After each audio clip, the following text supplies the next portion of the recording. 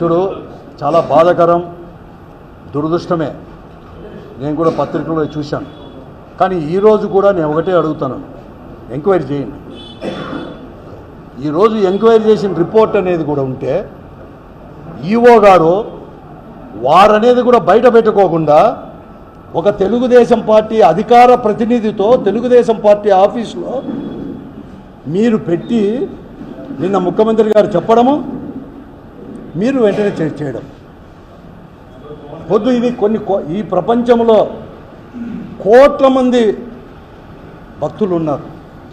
వారి విశ్వాసాలని ఈరోజు కూడా దెబ్బతీశారు వాళ్ళ యొక్క రాజకీయ స్వార్థం కోసం. చేసింటే ఎవరైనా కానీ సరే, ఎంతవరకైనా మరి ఏమైనా చేయొచ్చు, నేను కాదనం లేదు. ఒక ప్రాపర్గా ఎంక్వైరీ చేయండి. ఏవో చేశారు, మీరే అంటున్నాగా జూలై అని. ఏ పద్ధతిలో చేశారు? గుజరాత్కు పంపించాల్సిన పని ఏముంది? ఒకవేళ ఏమన్నా ఉంటే కూడా ఆ ఈవో అనేది కూడా ఇవ్వాలి కదా, రిపోర్ట్ పెట్టాలి కదా. ఆ ఈవో కూడా ఇవ్వద్దు ఏమన్నాడు, వనస్పతి ఆయిల్ కలిసినట్లుగా ఉంది అన్నాడు. అది కూడా అతనే చెప్పిండొచ్చు కదా అధికారికంగా.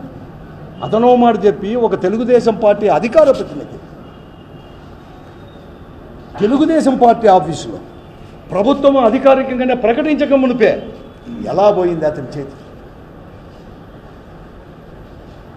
ఎలా వచ్చింది? దీనిపైన కూడా ఎంక్వైరీ జరగాల. కేంద్ర ప్రభుత్వం దీనిపైన చేయాలి. ఇప్పుడు ఇక్కడే కాదు, వెంకటేశ్వర స్వామికి కేవలం ఈ భారతదేశంలోనే కాదు, ఈరోజు ప్రపంచమంతా కూడా ఉన్నారు. కోట్ల ప్రజానీకానికి ఈరోజు కూడా చేస్తాం. చాలా తప్పు ఇది. నీ స్వార్థం కోసం ఒకటే రెండు నువ్వు చేసేది అన్నీ డైవర్షన్ పాలిటిక్స్. నువ్వు చెయ్యి, నేను ఎంక్వైరీ చేసేదానికి ఎవరు వ్యతిరేకం కాదు. ఒక పద్ధతి. ఇది మీ పార్టీ సమస్య కాదు, మీ పార్టీ వాళ్ళు కాదు మాట్లాడాల్సింది. ఫస్ట్ అది జరిగిందా లేదా అనేది నాకు మేమైతే జరగలేదనుకుంటున్నాం. జరిగి ఉంటే చేయండి, ప్రాపర్గా చేయండి. నా అనుమానాలు రేకెత్తిస్తున్నాయి ఈ దినం అంతా కూడా. అంటే మీ స్వార్థం రాజకీయం కోసం పార్టీ యాడికంటే అది దిగజారితే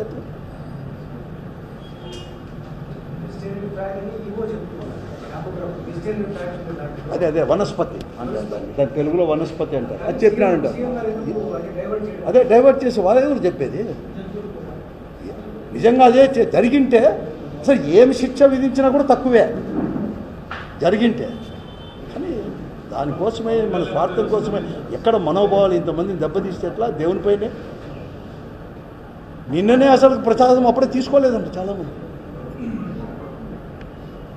ఎంత భక్తిగా వేస్తే అది కూడా ఎవరు అంటే వాళ్ళు చేయరు, వాళ్ళే చేస్తారు. వాళ్ళ ఆచారాలు వాళ్ళ దేవునికి ఎవరితో ఉన్నారో వాళ్ళే చేస్తారు దాన్ని. తప్పకుండా కూడా నాణ్యత కూడా చేసి దాని సపరేట్ టీం అనేది కూడా ఉంది. వీళ్ళు కూడా సప్లై చేసేవాళ్ళే. విజయ డైరీ వాళ్ళ నుంచి కూడా మామూలుగా కూడా మిల్క్ ఇవన్నీ కూడా పోయేటివి అక్కడికి. అంతా కూడా నెయ్యి ఇవన్నీ కూడా ఏదన్నా కానీ నేను కాదని లేదు, ఎంక్వైరీ చేసుకోండి. కానీ అట్లా అది కూడా నువ్వేం వాళ్ళతో చెప్పకుండా ఎందుకు చెప్పాలి? ప్రైవేట్ వాళ్ళతో మీ పార్టీ అధికార ప్రతినిధితో చెప్పిస్తారేమి? కాదండి. కానీ ఎవరితో నువ్వు ఆటాడు? ప్రజలతో ఇంతమందితో నువ్వు ఆటాడేది. నువ్వు 100 రోజుల్లో చేసిన తప్ప ఏముంది? ఒక రాజకీయ పార్టీని నామరూపాలు లేకుండా చేయాలనడము తప్ప నీకేమన్నా ఉందా? నువ్వు అన్నీ తప్పులు చేసినానంటాడు, ఎంక్వైరీ చేసినానంటాడు. ఎంక్వైరీ చేసుకో.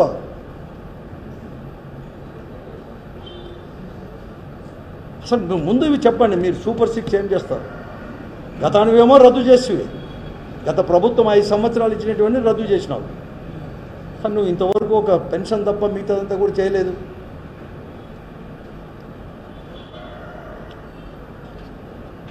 అంటే ఉంది. ఇప్పటికైనా కానీ చెప్పండి. ఈ పొద్దు 10 రోజుల్లో జనమే నిలదీస్తారు. మీరు బోర్డులు వేసేయకపోతే అడిగితే ఇవన్నీ కూడా చేస్తారు. కాబట్టి అన్నీ కూడా నిలబెట్టుకోవాలని చెప్పి నేను కోరుతా ఉన్నాను. మీరు చేయండి. మీ డైవర్షన్ పాలిటిక్స్ చేయొద్దు. నువ్వు మామూలు ముఖ్యమంత్రి ఈ దేశంలోనే ఎవరు లేరు. 4వ తూరి ముఖ్యమంత్రి ఏంటంటే 14 సంవత్సరాల తర్వాత మళ్ళీ అయినావు. 14 సంవత్సరాలు పనిచేస్తావు. అన్నీ డైవర్షనేనా? మర్చిపోవద్దని నేను చెప్తున్నాను. 30 సంవత్సరాల్లో స్వాతంత్రం వచ్చి 73-74 సంవత్సరాలు ఇచ్చిపెట్టి 30 సంవత్సరాల్లో దాదాపుగా 85 నుంచి 35 సంవత్సరాలు దాదాపు 20 సంవత్సరాలు ఇప్పటికే కూడా తెలుగుదేశమే పరిపాలించింది ఈ రాష్ట్రాన్ని. 35 సంవత్సరాల్లో ఎన్టీ రామారావు గారు కావచ్చు, లేకపోతే 95లో ఇతను ముఖ్యమంత్రి అయిన తర్వాత మళ్ళీ అయినప్పుడు కానీ మళ్ళీ 14 నుంచి 19 వరకు ఉండేది కానీ మంచిది. వాళ్ళు చేయని 5 సంవత్సరాలు 14 నుంచి 19 వరకు ఇదే కూటమి ప్రభుత్వం అధికారంలో చేయలేని అభివృద్ధి కార్యక్రమాలు కూడా ఈరోజు ఈ 5 సంవత్సరాలు ఉండే జగన్మోహన్ రెడ్డి యొక్క ప్రభుత్వం పైన వేసేదానికి మొదలు పెట్టినారు.